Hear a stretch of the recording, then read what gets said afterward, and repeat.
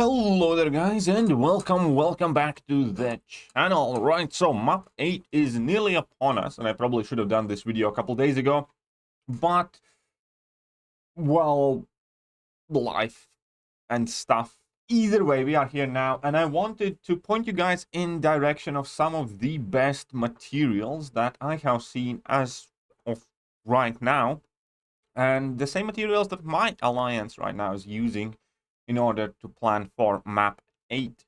And we're going to start with Kat Murdoch's Twitter. She has posted wonderful images of each section, section 1, section 2, and section 3. Very nice, neat, easy to understand detailed graphic with each of the encounters marked down. You have the marks of what pre-fights exist where do you have boss fight, cross-fight abilities, and everything else you should need to know basically about map 8 layout to assign path and prepare your team. And there's also a list of all of these buffs themselves, all of the boss crossfight abilities and everything else. So that is the first thing that I suggest every officer or every battle group has pasted in their notes or saved files or whatever, however you guys do your planning, because it has all the node information about the nodes and these charges that we have not seen.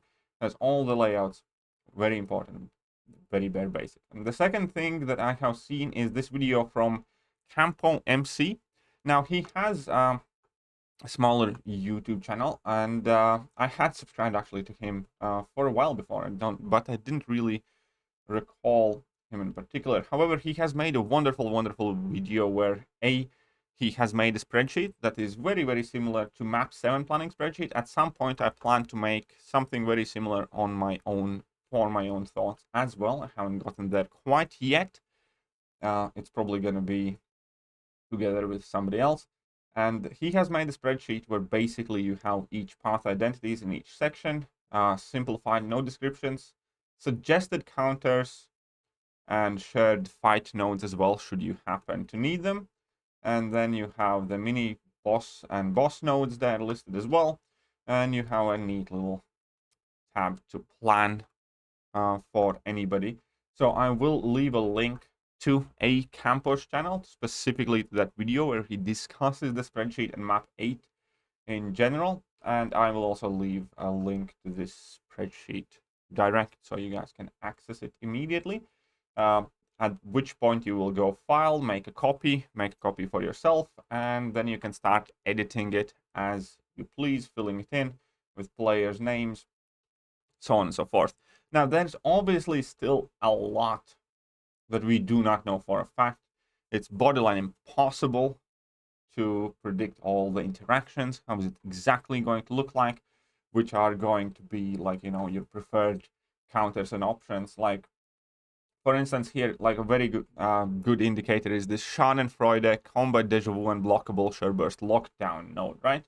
And there is that crossfight ability that effectively encourages you to use skill non-damaging debuff purified champions.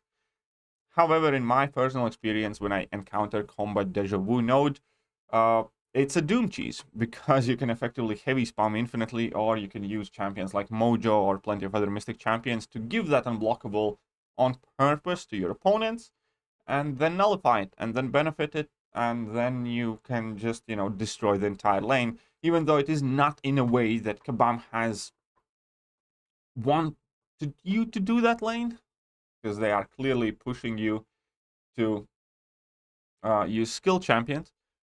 For me personally, so far, most of the time when I see that Combat Deja Vu node, to me it says Mystic, because that unblockable is an actual buff and it feeds Mystic Dispersion crazy good, and it kind of overcharges Mystics.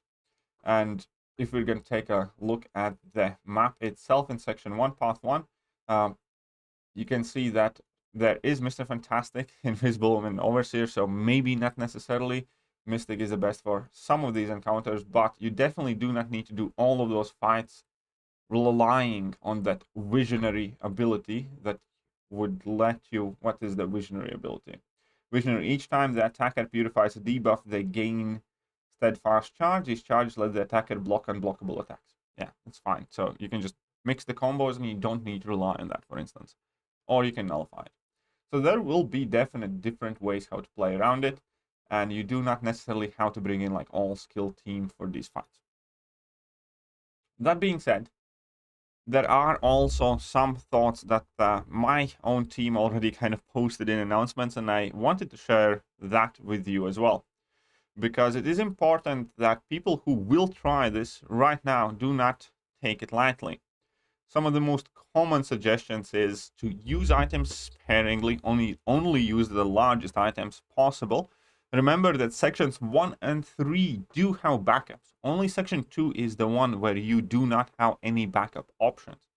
Therefore, it is crucial, in my opinion, for the backup players to join as late as possible to see which person is struggling to clear their section 1, if anyone, and then obviously alter their teams accordingly. On top of that, obviously, we do have quite a lot of small and medium boosts that we can quite freely use if you do grind arena and collect solo crystal shards. Since this is all a new thing, much like with 7.3 coming out, initially there's going to be a ton of reading to do, but it has to be done.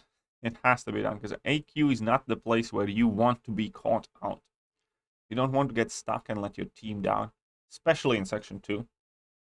And important thing, this is a thing that I'm definitely not in favor for, but these boss crossfight abilities that we're going to see, it's very important that only people assigned take them.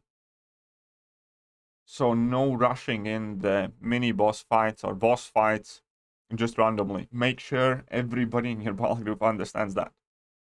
Make sure that every single person in your battle group knows not to try and beat down the boss, because that could be the reason why you get stuck behind a mini boss, for instance.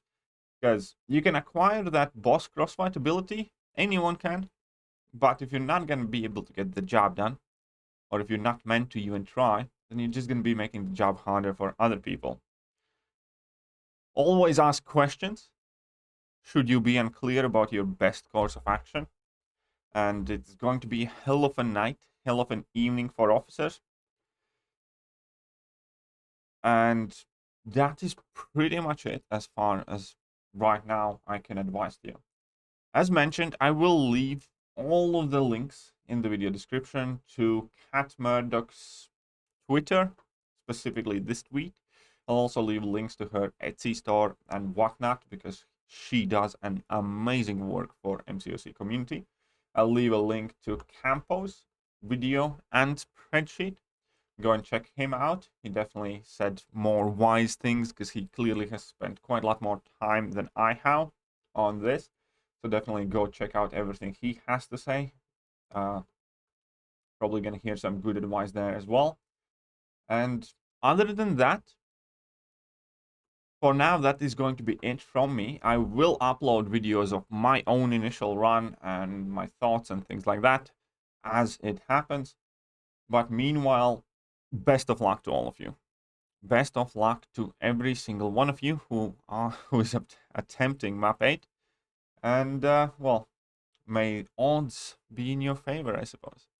See ya, folks.